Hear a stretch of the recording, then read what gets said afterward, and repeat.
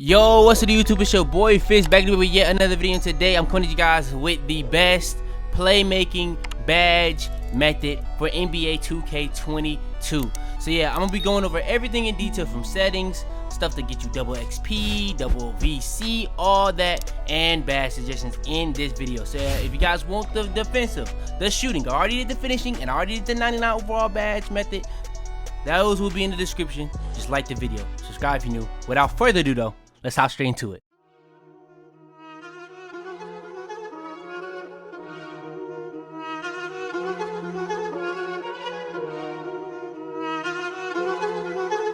I got digital dash, came right with a art. I walk in the store and I buy the stock. I hide in the bins and pull off the lot. Got Tiffany diamond, it cost me a lot. They flying like birds, but drop on this hot. 400 degrees, I burned up the block. Burn out, make one call, they turn out. CC the gang, get the word out. When the shit getting hot, you the first out. Cover my wrist with a watch and I flooded with rocks. Now I look at the time all day. Be high, I rap through your block and I drop off the top, and I know you can see my face. You my dog at the end, don't care what the bitch is.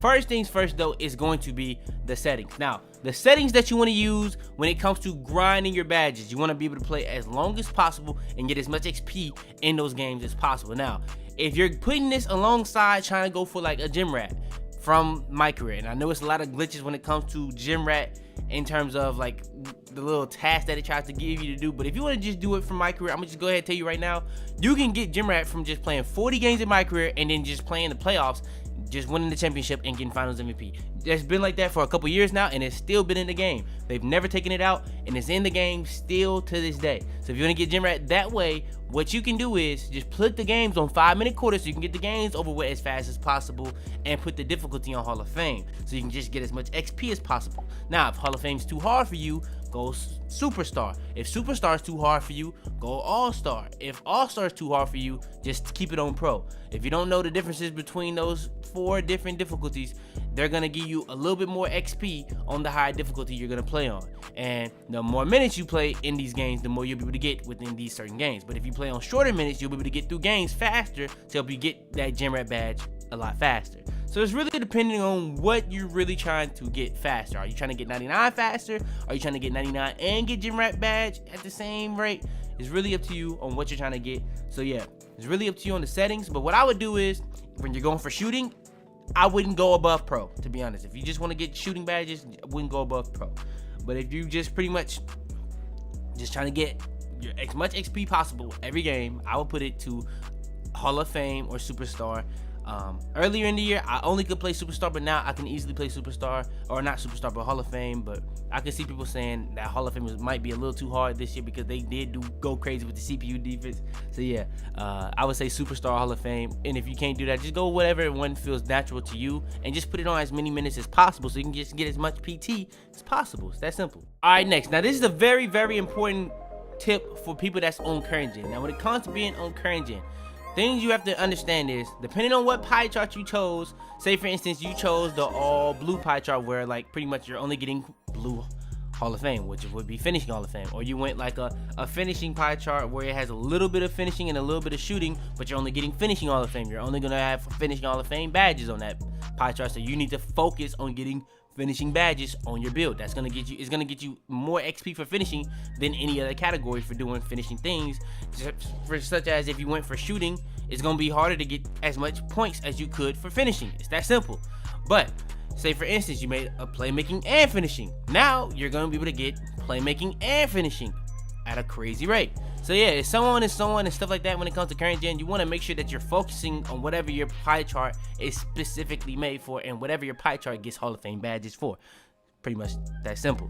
And all right, last but not least, before we hop into the method, when it comes to the My Player Nation, the My Player Nation is gonna get you pretty much double VC and double badge points every single time. Now you're gonna be able to do these games once every game. Now I think there's like some glitches that you can just keep re-rolling and re-rolling these My Player Nation.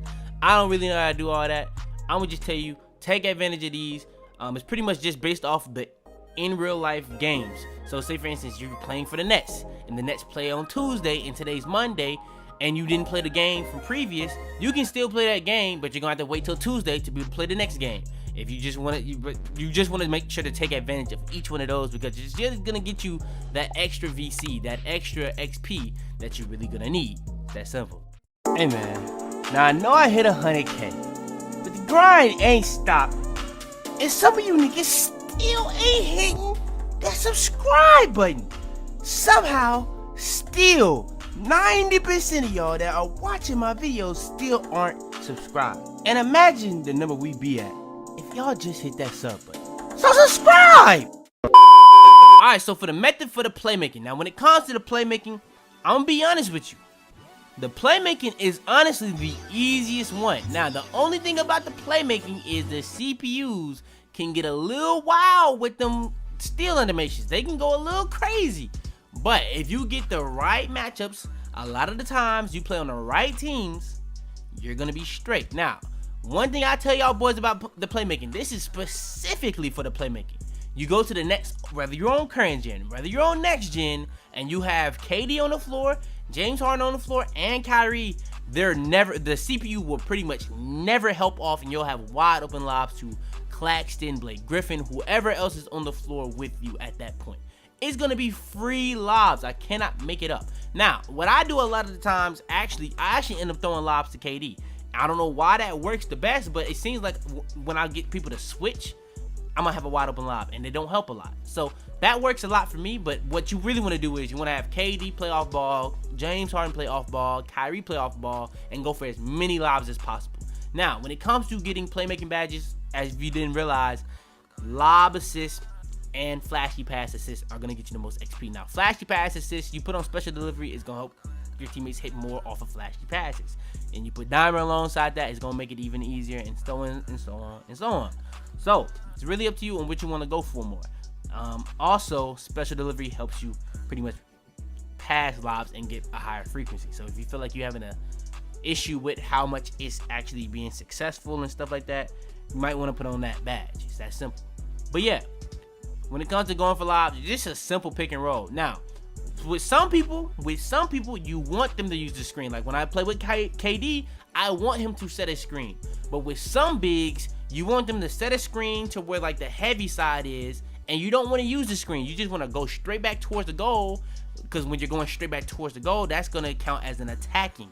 And when you get attacking assist on top of a pick and roll assist, on top of a lob assist, you're getting 3 times the amount you probably would or should be able to get. So yeah, if you get that to be consistent, you're gonna get a lot of XP. You're gonna get a lot of XP, and that's really all it is to it. In my opinion, playmaking is the most lucrative out of all 4 categories when it comes to getting XP. Defensive, if you're just crazy crack, that's probably the best. But the thing is about defense, a lot of that stuff on defense is method, but a lot of it is lucky too. So that's what I'll say about that. But yeah, honestly, lobs is by far the easiest thing to do, in my opinion. But after lobs, there is a cap. Just like for everything, there's a cap. It's around 25.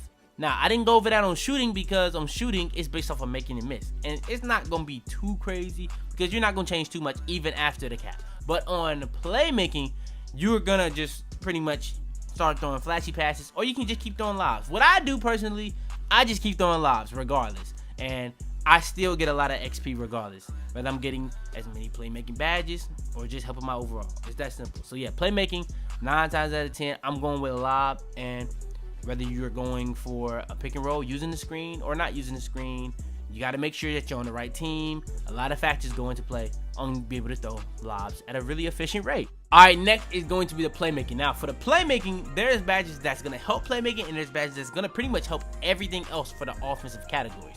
First badge, quick first step. This is going to help you get more contact dunks. This is going to help you pretty much get more open shots for threes. It's going to help you do pretty much anything you're trying to do on offense. Even help you get more lobs. If you want to get for the badge to help you get more lobs, I went over this when I was going over the badge method. Pretty much special delivery, very important to have that on. Special delivery is a great badge to help you get more lobs, help you pretty much your teammates hit more shots off flashy passes. So whichever one of those things you're doing, it's gonna make a big difference. Dimer, gonna help your teammates hit more shots. So if you're trying to do the flashy, that's gonna be a big deal. There's a lot of badges you can throw on. Bullet passer is another badge. Needle threader is another badge for in case like you feel like you're dealing with a lot of people like trying to steal the pass. Those 2 badges are very nice to have on. Handles for days. People don't understand how important handles for days can be. Handles for days is pretty important to have. Why? Because there's not really too many badges on offense to cancel out the stamina issue. I don't think there is one on shooting. The only one I know on finishing is Fearless Finisher, but that's really for only contact layers. But I feel like it does more than what it says. It's kind of like Slitty Finisher.